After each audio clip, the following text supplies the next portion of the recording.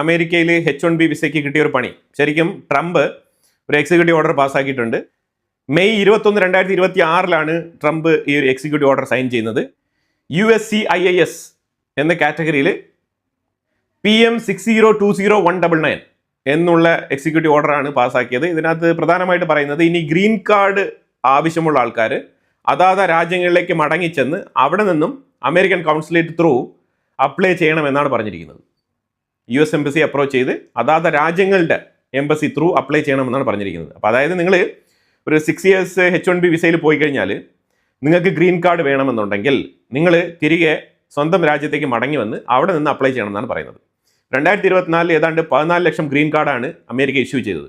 അത് കഴിഞ്ഞിട്ട് ഇപ്പോൾ 2025 അത്രത്തോളം ഇഷ്യൂ ചെയ്തിട്ടില്ല. പ്രത്യേകിച്ച് 50 ലക്ഷം ആപ്ലിക്കേഷൻസ് പെൻഡിങ്ങിലാണ്. ഇതുവരെ അതിൻ്റെ റാറ്റിഫിക്കേഷൻസ് പോലും പൂർത്തിയാക്കിയിട്ടില്ല.